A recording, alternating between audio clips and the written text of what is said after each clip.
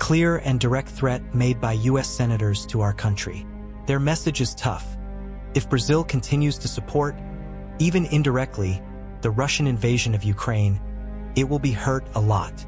This warning did not come from analysts, journalists, or experts. See from within the American Senate itself, with influential names and bipartisan support. And what does that mean? It means that the consequences can be serious, involving very high tariffs, sanctions, and even a possible shaking in the international image of Brazil. The message was given by none other than Republican Senator Lindsey Graham of South Carolina, an influential figure in American foreign policy. He said, "We are approaching a decisive moment in the war between Russia and Ukraine, and that the U.S. Congress is moving to approve an unprecedented package of economic sanctions. These sanctions are not only intended to stifle the Russian economy, but also to reach any country that still maintains relevant trade relations with Moscow." According to Graham, this package already has the support of 85 senators, a very high number that practically guarantees its approval. And the proposal is bold: to give the President of the United States the power to apply rates up to 500% over countries that help support the Russian war machine. To get an idea, this rate is so high that it could make most of these countries' exports unfeasible to the U.S. market. And here comes the point that worries us most. Among the countries nominally cited by senators are China, India, and Brazil. Yes, our country was included in the list of large offenders, according to Graham, for continuing to buy oil and other Russian products. This trade, although legitimate from an international point of view, is seen by Washington as an indirect way to finance Vladimir Putin's war effort. It is worth remembering that Brazil, especially after the start of the conflict in Ukraine, increased the importation of fertilizers and fuels from Russia. This is vital to strategic sectors of our economy, such as agribusiness. But for Americans, these businesses are a source of resources that allow Kremlin to maintain war financing. And it is exactly this kind of relationship that the sanction project wants to cut through the root. The most worrying thing is that if the proposal advances, Brazil will not only face 500% tariffs. There is an extra 50% tariff previously announced. In practice, this can make our products much more expensive in the U.S. market, dramatically reducing competitiveness. And we are not just talking about soy or meat, but also industrialized products which depend strongly on the foreign market. This possible economic impact is just part of the problem. There is also the diplomatic issue.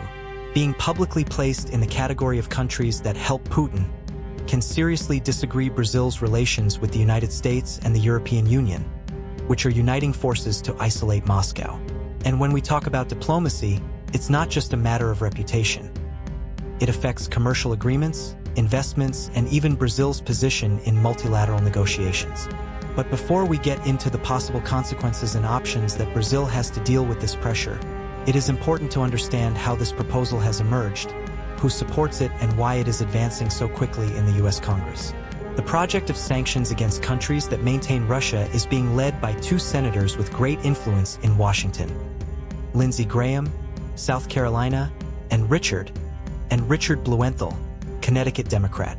This alliance between a conservative and a progressive shows that in the case of war in Ukraine, there is a rare union of interests between the two main parties of the United States. It is not just about attacking Moscow directly, but of weakening any external support that keeps the Russian economy working.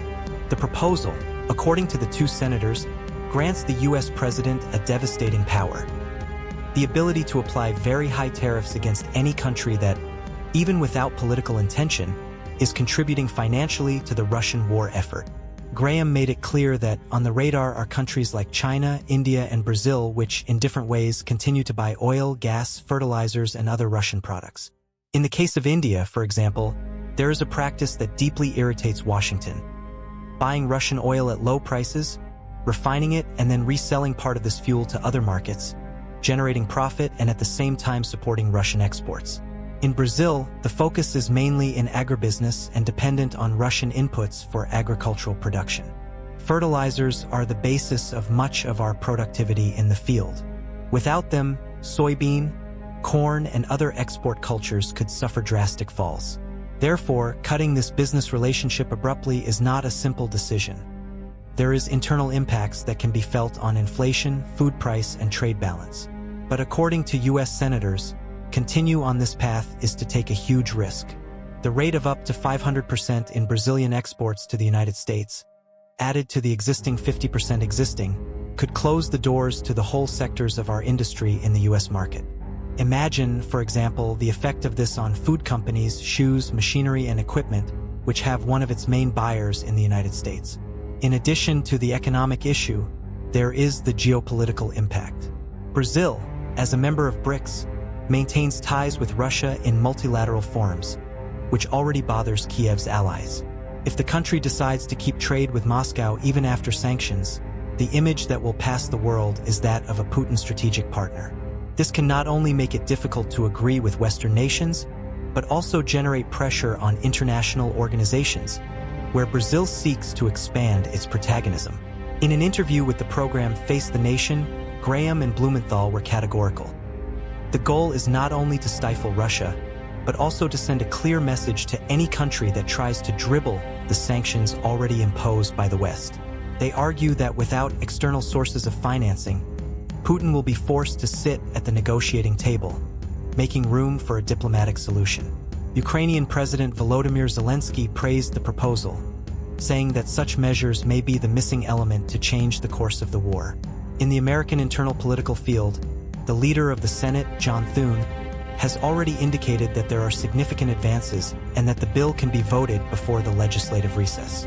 One of the points that helped gain support is the inclusion of a clause that gives the president flexibility in the application of sanctions, provided that under the supervision of Congress.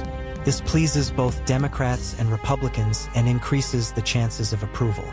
But as long as this proceeding advances, in Brazil the debate is growing on which way to go. Continue buying Russian inputs, risking a commercial retaliation of historical proportions, or giving in to American pressure and facing the internal impacts of cutting a vital supplier. This is the crossroads that the Lula government will have to face in the coming months. To understand the weight of this decision, it is necessary to analyze the strategic scenario. On the one hand, Brazil has a robust business relationship with Russia in sensitive areas such as energy and fertilizers, essential to keeping agricultural production on the rise and holding internal costs.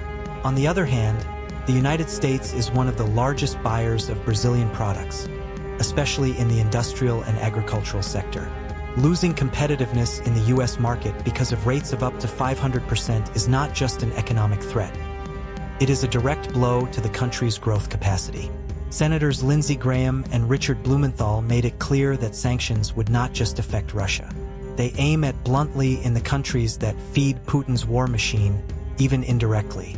Graham said publicly that China, India, and Brazil are the great offenders, and that the moment of action has arrived. He stressed that President Donald Trump for months tried to attract Putin to diplomatic negotiations, but that Russian actions only intensified. This, for the congressman, proves that harder measures are needed. Another relevant element in this context is the proposal to use frozen Russian actives abroad as a source of financing for the defense of Ukraine. In the United States alone, it is estimated that about $5 billion in Russian goods are blocked. Blumenthal suggested turning these values into a fiduciary fund focused exclusively to facilitate the sale of American weapons to Kiev. The idea is already supported by European leaders, who also argue to use confiscated goods to support Ukrainian resistance. Meanwhile, the flow of weapons to Ukraine should reach record levels, according to Graham. This reinforces the perception that the war is moving to a new phase, with an even more concentrated effort to weaken the Kremlin military and economically. For Brazil, this is an important warning. Staying on the list of countries that challenge the strategy can mean isolation in a moment of strong alignment between the United States and the European Union. The Brazilian dilemma is complex. If you choose to continue buying oil, gas, and fertilizers from Russia, the country maintains its agricultural and energy production chain working, but assumes the risk of uncomfortable commercial retaliation from Americans. On the other hand, if you give in to pressure and cut these ties, you face the possibility of losing a strategic partner within BRICS and compromising part of the supply of critical inputs. The decision, as analysts highlighted, will fall directly on President Luiz Inácio Lula da Silva.